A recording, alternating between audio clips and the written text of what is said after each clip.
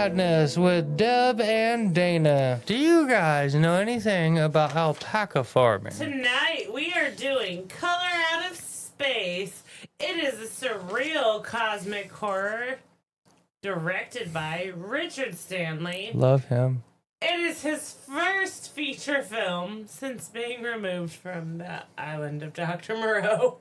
Is it? Yes. Really? Yes. I wasn't aware of that.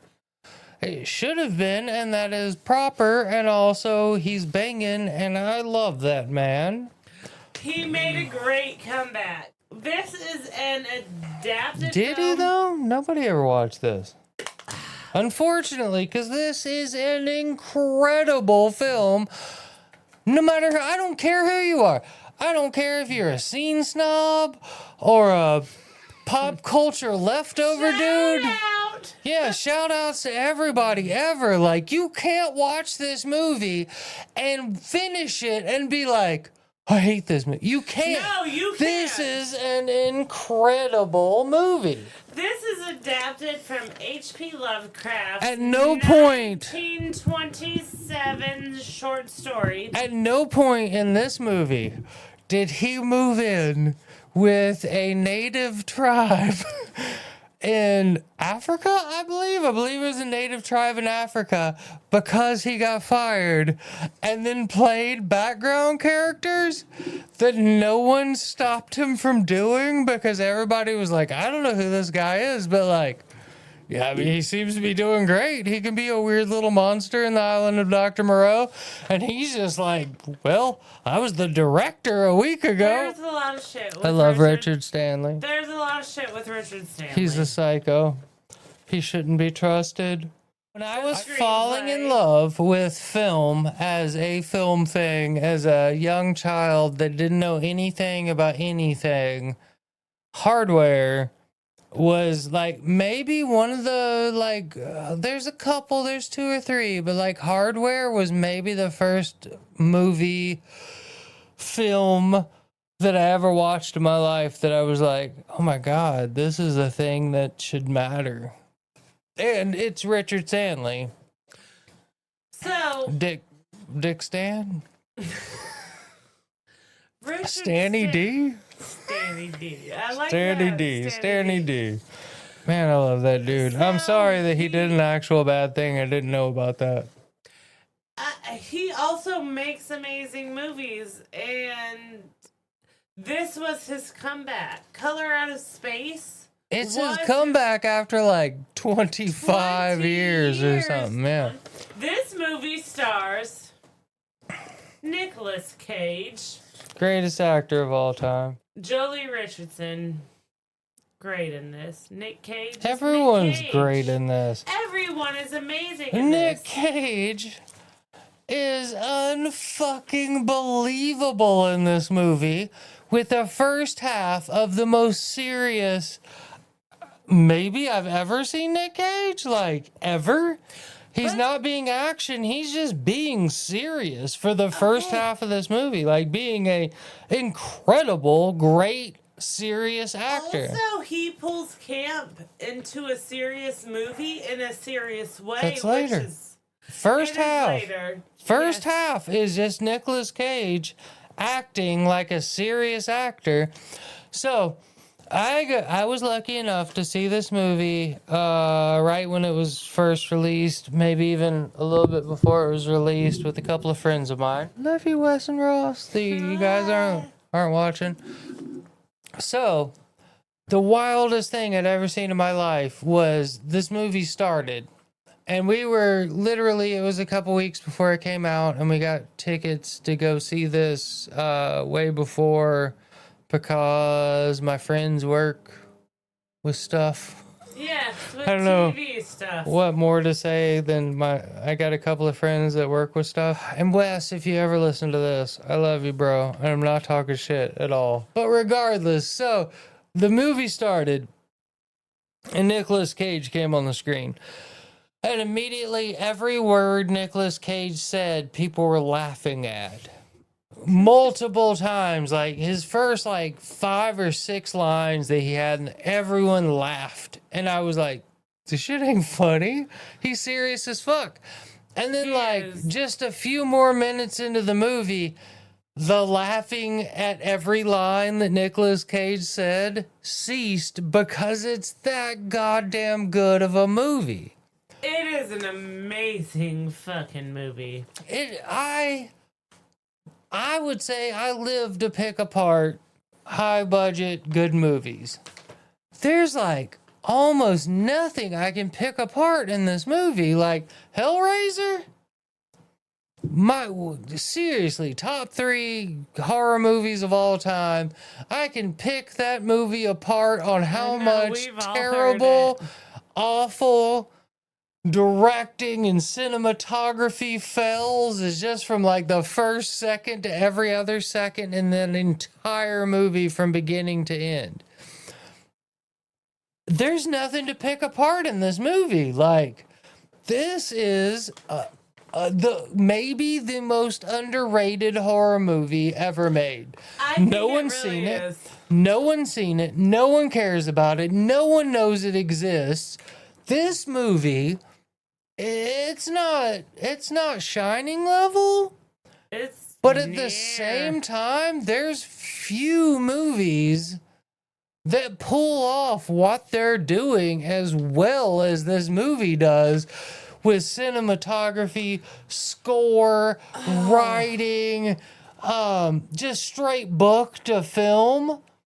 Like, you can't translate the actual book to a film, and like, I don't think a job could have been done better with just being like, yeah, it's Lovecraft and all of his crazy big old English words that he was. This is one of the best adaptations I have ever seen. I mean, the best is definitely At the Mouth of Madness. No, this is one of the best. That's what But I said. At the Mouth of Madness is not technically a Lovecraft adaptation. It's the best Lovecraft movie ever. I watched a million things, and everything, I think without question, says this is the best adaptation. There are things that are in this movie that aren't. The family dynamic is not there. It's more personal in the book. In the book, it focuses more on each person. This movie focuses more on the family dynamic. But it is still a great adaptation. So it's weird. Just a couple hours ago, we were chilling up here in Studio 93, and this weird meteorite hit outside. And we went and we looked at it, and it smelled weird, and like... Only to you. I didn't smell anything. This movie is about a family who moves to a farmhouse to get away from the chaos of city life. And a meteorite hits their yard. A what? A meteorite. Is that like a stalactite and a stalagmite? A meteorite? Isn't there a difference in a meteorite and a meteor? It is, but whatever. Okay. They're interchangeable in this podcast. A meteorite hits This their is for land entertainment purposes only. and infects everything it comes in contact with. Everything. With a strange color, which the color is just the unknowable. Like, it's not something perceptible. If you've ever read this story, it is only explained as a color because it's something that is imperceptible any other way. So I think going crazy pink, which they called magenta. It's more purplish to me. Really? I thought it was way more purplish. pink. It was just like neon ass pink. It was like purplish. 80s neon pink. It's Okay, so magenta. Yeah, purple, pink, magenta. We'll go It's magenta. just like neon ass 80s pink to me the whole time. The color out of space. It's indescribable. And the color in the movie is beautiful and really does that. It does. So, the family finds out that this color, which is just an insurmountable, imperceptible thing, is an alien force that is changing everything it touches. Land, matter, time. That's like after the beginning scene. I'm doing a synopsis, babe. Oh, fuck. Yeah. Synopsize. I want to talk about the opening scene because this is a beautiful forest. It's filmed in Portugal. It is beautiful and it is creepy and it is ethereal and surreal.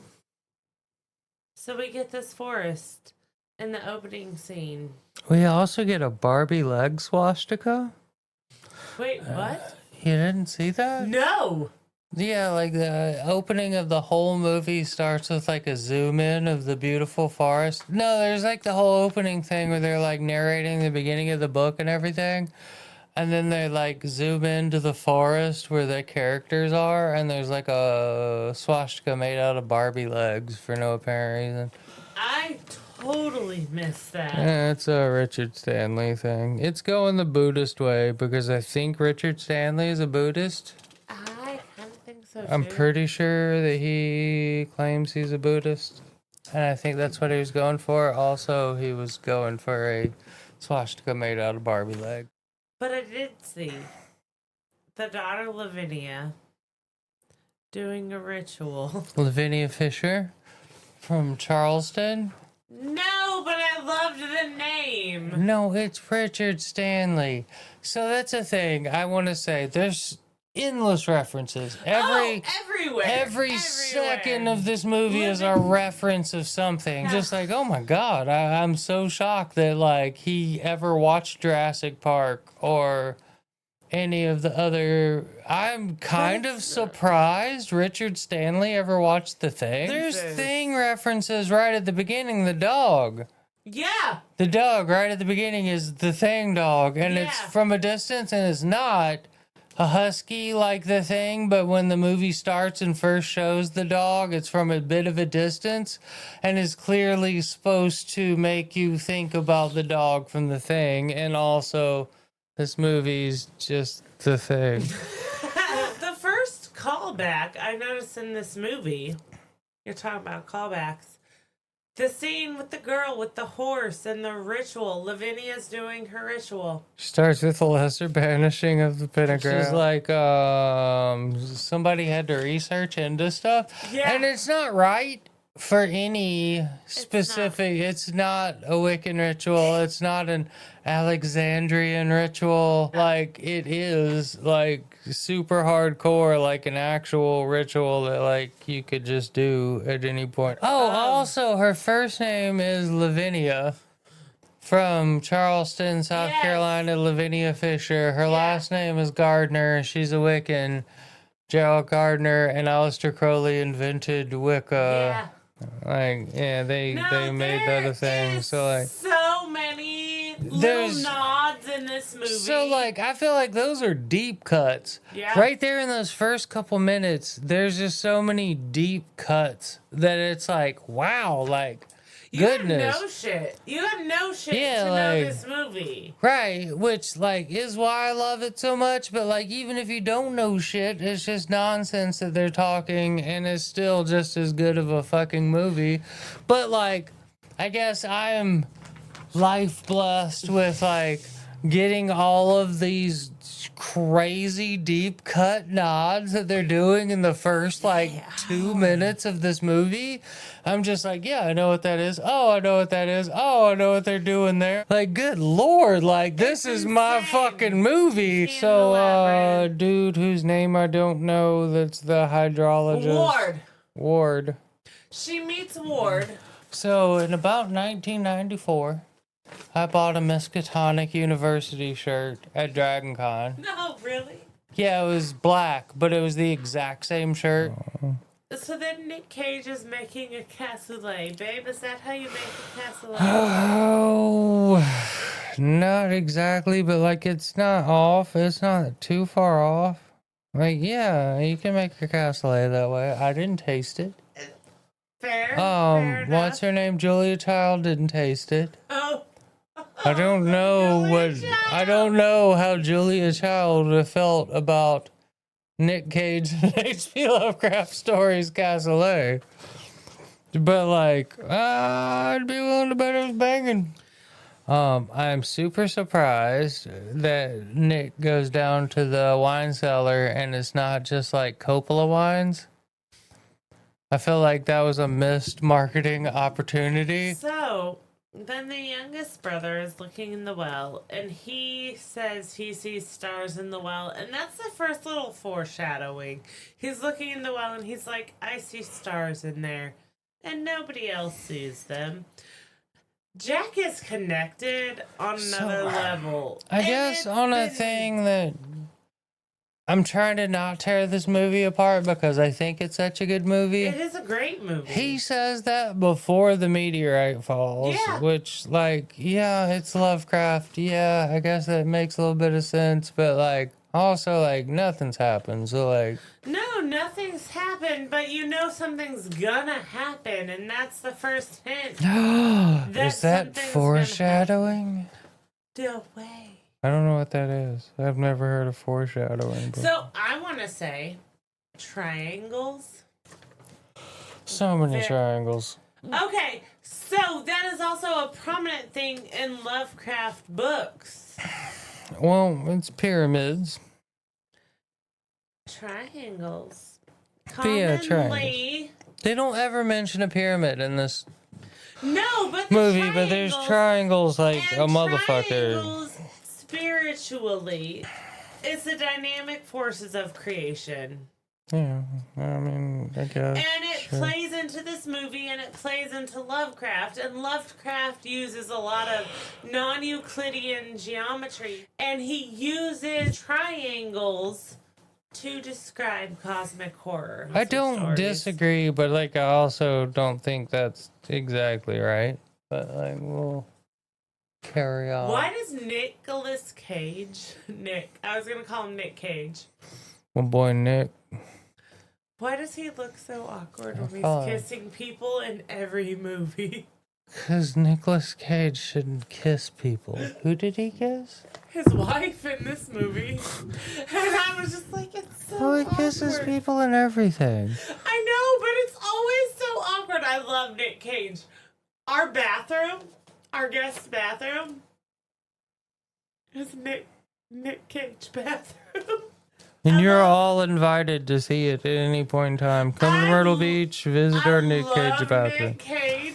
Our Nick Cage bathroom has been featured on famous social media people's pages because they went to our house and was like, holy fuck, I wasn't expecting that. When I walk into our Nick Cage bathroom, you open the door and the first thing you see is naked Nick Cage coming out of a peeled banana. My poor mom wanted to use the bathroom, and she got Nick Cage in a banana peel. Nick Cage is Jesus. My poor mother. I love her. But She wasn't ready for that. And you wash your hands and you're like, God, I have to dry my hands on a Con Air Nicolas Cage towel. God, I love our bathroom so much. It's unbelievable. We love Nick Cage. Oh, man. And this movie solidifies it so hard. Nick Cage does what only Nick Cage This movie is way too long. It's way too goddamn long. It's not. And you get a solid fucking hour of Nicolas Cage being the greatest actor that ever lived. And then you get another hour of Nicolas Cage being crazy fucking wild, goofy Nicolas Cage. And also, okay, I'm not there yet. We're gonna get there. So, the meteorite hasn't even landed in their lawn yet. Oh, yeah? Yeah. Hasn't it, though? Or maybe it landed eons ago. So, And it bent time around itself. So, the family is having a hard time adjusting to farm life and alpacas, which Nicolas Cage loves his alpacas. So, like, that's the thing I honestly, like, I feel like if there's two humans that ever walk the face of the earth that are all about alpacas, it's Nicolas Cage and Richard Stanley. I strongly considered looking up whether Nick or Richard owns alpacas. and I was just like, I don't need to look that up. I don't need to look that up at all. Nick Cage probably owns alpacas. They both probably do, and if they don't, they've both always wanted to. Nick Cage could show you how to milk an alpaca like nobody else. Okay, I want to talk about this movie. So, no flesh shall be spared. It is huge foreshadowing, obviously, if you have ever seen the movie. So then we get this amazing magenta shade across the whole entire screen. And there are flashes of everyone's life. Everyone's doing a different thing. Then there is the massive Jurassic Park reference. Wait, what? They show a glass of water that is shaking because the meteorite is falling, and it cuts from the glass of water shaking directly to the kid holding a dinosaur stuffy above his face. Oh my god, I missed that completely. Yeah, no, straight up hardcore Jurassic Park reference. So then the color out of space is pink as it's coming Purple. down. Pinkish purple. Magenta. I think it was just neon ass pink, but we can argue about that forever because the color is unknowable by human eye. But what that pink shouldn't have done is fuck up Nick Cage getting laid for the first time in 6 months. And bam! The meteorite hits. And everything is still for a moment. And then the family goes to see what has happened. The smell out of space. Nick Cage notices the smell. He is mentioning the smell over and over, and everyone else is just like... The smell out of space. The smell out of space. Yeah. That is the first sign that something is happening. Uh-huh. And then after the meteorite hits, the youngest son, Jack, is very despondent and in like a trance. They call the sheriff. Mm-hmm. And the mayor. Yeah, that was a little bit weird. But like So it they didn't tried to completely not make- fit in. It was really weird that the whole ass mayor showed up and stuff. Okay, so with the deleted scenes, it made sense because it leaned more into the political sense of the movie. Like, there's water contamination, and the mayor's like, I don't give a fuck, I want my dam, blah, blah, blah. But they don't show any of that. That's all deleted scenes. It made more sense with the deleted scenes that don't matter in the movie at all. But the mayor did make more Well, sense. with the I think deleted even scenes. with the deleted scenes, the end of the movie still didn't actually make sense. But, you know, whatever. Still a damn good movie. So I guess there's this underlying thing that the mayor is trying to buy their farm to build the dam Yeah. on top of where their farm is Yes. supposed to be. Which is in the book. Which is the end of the movie, is that the dam gets built on top of their farm. But like also like I don't think even with the deleted scenes that leads to anything that makes sense. And I think that's why it's deleted, is because it doesn't matter. doesn't. And like, yeah, they built the dam on top of their farm, and it just didn't matter that. I think it was a proper. So they tried to make this movie more political than it was, and it didn't play out right. And that's neither here nor there. So they call the sheriff, and Ward, the dude that Lavinia met at her ritual, comes out, and he's gonna test some water. They come out to check out this meteorite after the meteorite hits. And all Nick Cage is talking about is milking the alpacas. I now know how to milk an alpaca. Do you though? I didn't know, and it might be a thing. I don't know. Correct me if I'm wrong. I didn't know alpaca milk was a thing. Well, I only knew alpaca cheese is stupid expensive because of how little milk alpacas produce. Apparently, they can make a lot of milk if you Or Nicolas Cage. If you are Nicolas Cage. And feed them a little bit of fennel. Oh, fennel. Fennel does help. That's what he found. Oh. Is that fennel helps. So then they send the little middle boy, Benny, to take Ward to meet Ezra. Oh, man. And Ezra is Tommy Chong. So we're still in the first half of the movie. Yeah. And I feel like Tommy Chong is playing Tommy Chong. Yes. But he is playing Tommy Chong in a very serious way. He is. From front to back, like even at the end. Like He's believable. And he's kind of just like being the character you would expect him to be. But like, he's not a goofy Cheech and Chong character. Tommy Chong does great in this role. Yeah, it's beautiful. Chong It's great. And But like nobody could play Ezra better than Tommy Chong. right, he is the weird hippie who there's no one that could be better in that part. No. He's perfect. And he's also wildly serious. But also you expect Nicolas Cage to be hilarious and overboard, and for the first half of the movie he's not. But then he brings the camp in this movie. I don't think he brings the camp. He brings the Nicolas Cage crazy. He doesn't bring anything campy. I don't think it is. His rant? I think it is appropriate, and It is. So it's much like the Chong situation where like I think this film toes the line. It's not campy. It is terror. It is dread. Yeah. But there's that little bit that breaks it up, which makes it tolerable.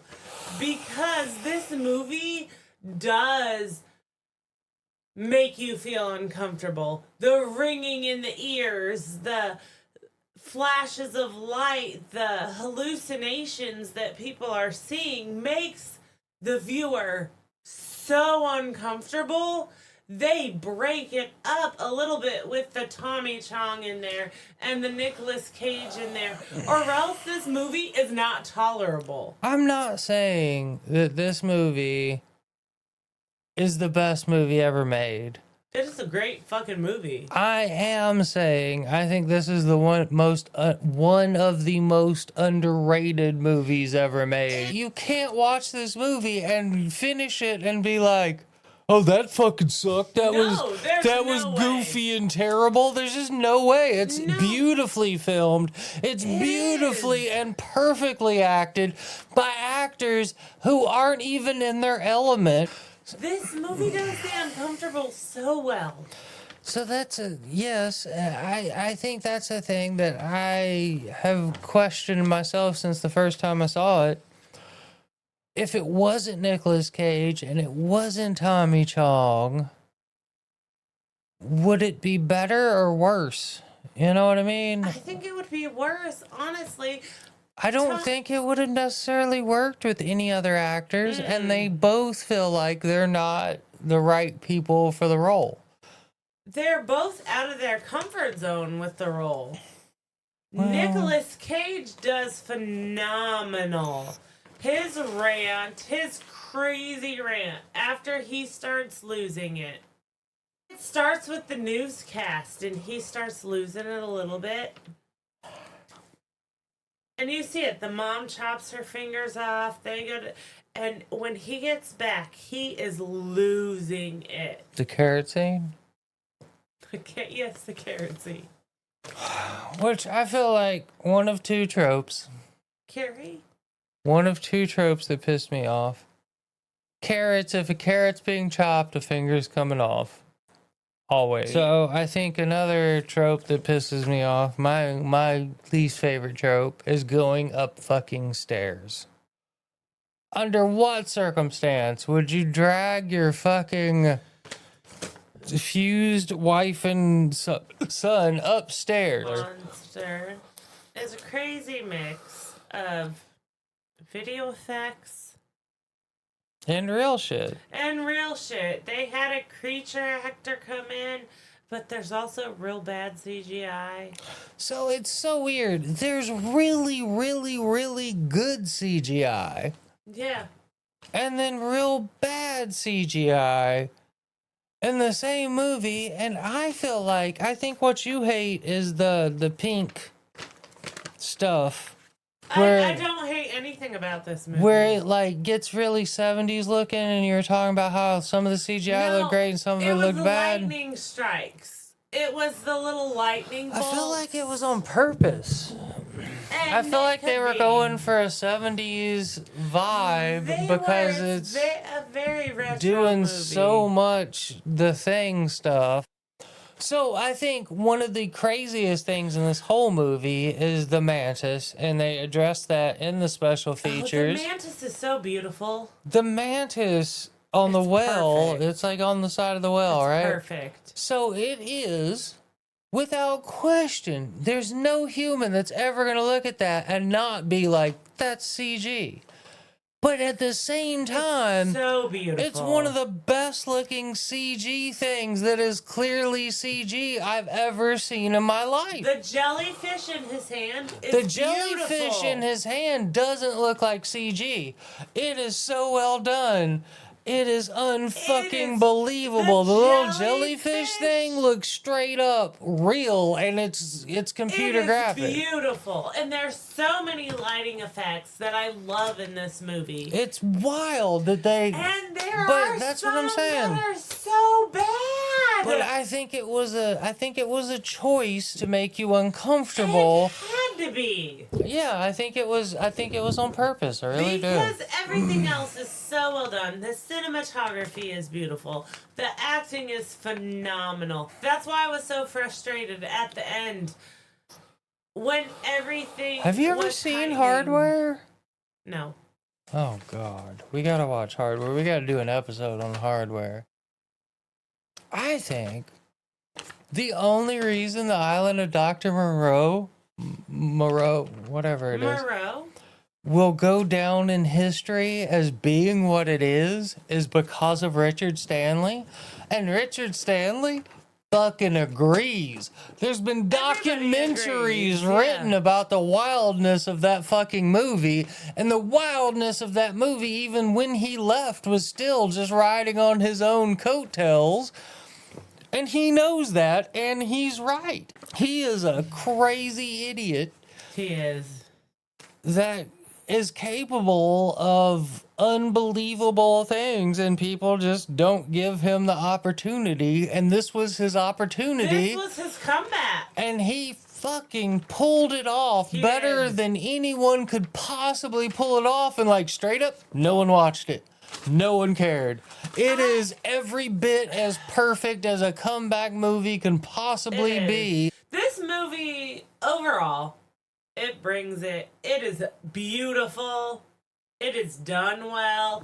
The acting is phenomenal. Love it. I fucking love this movie. I would find it hard. I would be hard pressed to like put it in a top list. Weirdly, and I feel weird about that. Dude, you gotta love top movies. It is. I can't put it in a top of anything movie, but I also think this is one of the best movies I've ever seen. And that's knowing nothing. I'm an idiot. I know nothing. I'm always wrong. To pick it apart. I don't know shit about fuck, but like, I think this is crazy underrated and is an amazing fucking movie. And I've never heard anyone say otherwise that's actually seen it. It is phenomenal. I think that whole thing about this being the best Lovecraft adaptation, yeah, because like the Unnamable is really good. Mm-hmm. I think is that the right movie? I think it's The Unnamable. Was actually pretty pretty decent with adaptation, but it was also kind of a shitty movie. But like, it was a pretty good adaptation. But this is a better adaptation. And like, really, the best one, without question, is In the Mouth of Madness. Yes. But it's not literally a Lovecraft adaptation. It is the best Lovecraft movie ever made. Yeah. Hands, feet, fucking toes and fingers and It pinkies and fucking eyebrows above anything else. But also, it's not a literal adaptation of anything. It's just the best Lovecraft movie. It's as much of a Stephen King movie as it is a Lovecraft movie. That's the thing. Lovecraft is hard to pull off. That's impossible. And because of the way he wrote. It's impossible to pull it off. Richard Stanley did it well, and Nicolas Cage did it well. The actors in this movie did it well. I think this is a great adaptation. And it modernizes it. Oh, modernizing Lovecraft is always like one of the hardest parts. And Richard Stanley and Nicolas Cage and Jolie Richardson what? and Madeline Arthur. Thinking about it, I think it's in the movie The Necronomicon. It was an anthology movie called The Necronomicon. And the cool air section of it was like really banging. It was like spot fucking on with the story. It was like exactly Also, it might not have been Necronomicon. It might have been a different anthology movie, but I'm pretty sure it was the 90s movie, The Necronomicon, which I haven't seen since it was new, and was reading Lovecraft actively at the time. They had a cool air segment that was like almost like exactly what it was supposed to be. And then like the rest of the movie was wild dog shit. I don't know. I think this is a great adaptation that brought it into a today scenario. Guess what, Deb? What? We love you, motherfuckers, and good night.